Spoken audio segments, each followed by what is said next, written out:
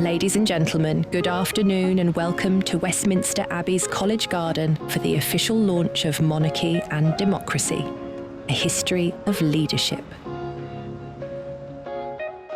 Thank all of you for being here today to mark the launch of this very important publication. These volumes really offer the long view on the relationship between Parliament and the Crown from the 13th century all the way to the present day. We have a parliamentary democracy, we have a constitutional monarchy, and it's quite an interesting mix when people try to say, oh, the royal family have got nothing to do with politics. That's of course not true at all.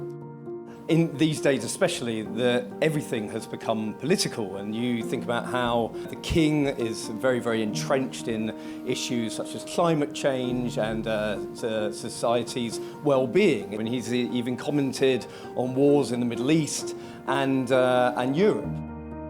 When I think about the king and his politics and small p, we see the things that matter to him. We see sustainability and reducing waste and climate and everything, all his raison d'etre and his passion projects.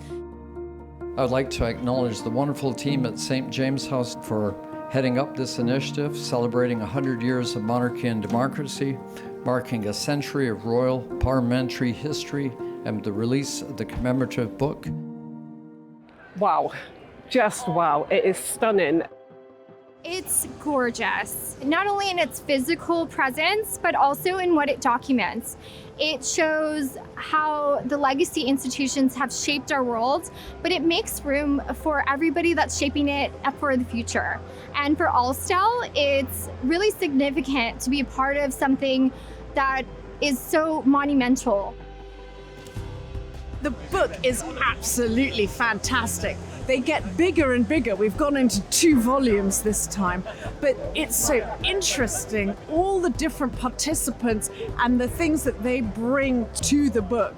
Of course, we have our own page in the book, and it's lovely to see our charity represented alongside so many other great organizations. First of all, we are extremely proud to be part of the book.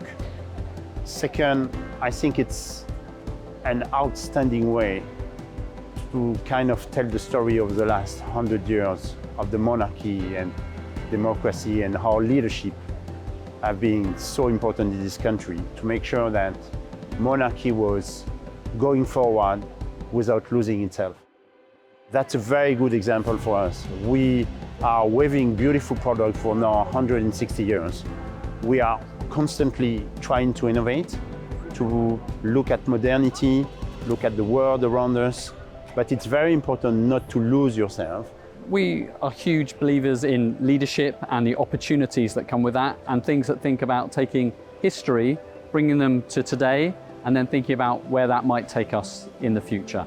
And I thought that this collection, this idea about looking at what's happened over the last 100 years from a monarchy, from a democracy, from a leadership point of view, felt like a really powerful example of our own organisational journey over that time as well. The more that I spent some time thinking about monarchy and democracy, I recognized that it's really a cross-cultural marriage of its own. To see those two work together and come alongside one another and be a team is pretty incredible. Project like monarchy and democracy and leadership is important to the Sickle Cell Society's future plans. And you might say, well, why is that? Well, the reason is that we are driving leadership for sickle cell in the UK, but more importantly, to be part of this event and part of the history of the book, I think is one way of raising awareness about the country's biggest genetic blood condition. Leadership, for me, it's about listening to those who we support. It's about listening to our colleagues, listening to our clients, and trying to do the right thing by them.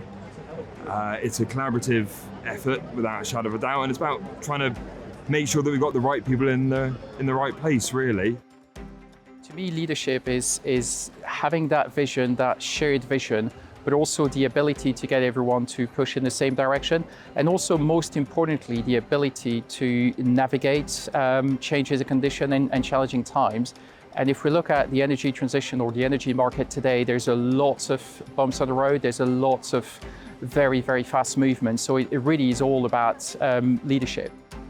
For us, Seafood Scotland, we are a leader within the Scottish seafood sector.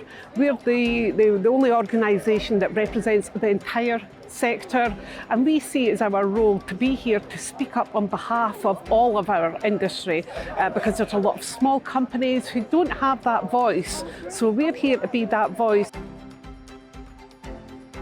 Leadership to us means working with a material that has been timeless and leading for centuries. Glass has always been a material that was important at the royal courts. It was always a symbol of power and beauty. And by bringing it into our contemporary reality, we feel by working with such a historically important material, we have a responsibility to keep it alive and to keep interest alive in it. Leadership for my brand is about leading with purpose, leading with passion, creating pieces that stay forever, and the pieces that we create from Swapna Rani are always heirloom pieces. Like, it goes from one generation to another. It carries memories. The book is in many ways what we believe in, that leadership can go beyond just the public space and politics, but all spheres of life, and we celebrate that. Even when we design our bags, we're looking at making bags not for the next 20 years, for the next 1,000 years. So we really look at things very different than traditional brands. And really we believe in heritage, and then also bringing in a new spin of new technology, new innovation. Innovation and leadership is exactly what we do. Technology is always changing. Technology can make a significant impact on the healthcare industry. And we're starting to see that now as AI is introduced into the healthcare realm. There was a tragedy. A friend of mine got crushed and killed on a site with an excavator, and we started to look at pioneering something that could help stop that in the future. And we've been at this for 15 years. It's literally just taken off about 4 or 5 years ago, and the difference we can see it making. You know, we brought a product to market that's never been in the market before. Nobody even wanted it because they didn't understand AI at the time. And that kind of innovation excites everyone. We see it, when I say leadership as well, it's leading the innovation. Even though we're in a traditional business and we're selling things like ancient Greek and Roman coins and old English coins from the days where they were hand hammered, the process has evolved over centuries, and even in the modern market, it changes all the time. And one of our keys to success is we've evolved with the business, and we've seen so many changes in the marketplace. I think the world really needs events like this because they're celebrating principles that will help my business and help the world. Because without stability and democracy, you can't have a properly running business. So that's really what I'm here to try to promote.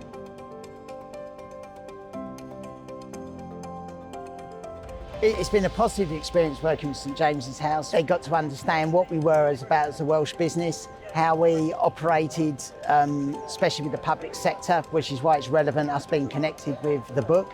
We went through the interview process in a great way with a really, really smooth end-to-end editing process as well before we get to the final product. I've enjoyed working with St James's House on this project very much because I have felt a genuine feeling that we want to celebrate the warts and all in royalty, that it's nothing stiff and rigorous, and that there's a sense of beauty and eloquence. Working with St James House has actually been a really positive experience because I work with a lot of writers and journalists as well, but I would say honestly that St James House is the most professional out of all the publishing houses that I've been working with. If you go through the book, you can feel the royalty and, you know, all the heritage and the politics that went behind it. But all of the companies that I've developed and grown within the UK now and shown great strength and great leadership and great innovation. And I think it's just fantastic that there is a heap of different companies. And I think that collaboration and sharing kind of best practice, it's been an inspirational work and it looks beautiful. Well, in cybersecurity, it's really all about trust. It's the trust that you build with your customers, the trust that you build with society at large.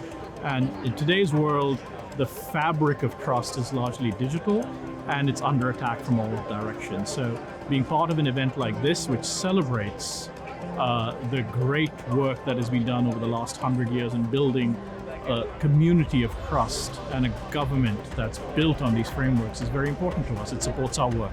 Not very often you get to be in a place with so many people from different backgrounds, different industries, then you realize you're all trying to solve the same problem. How do you live things a little bit better than you found them?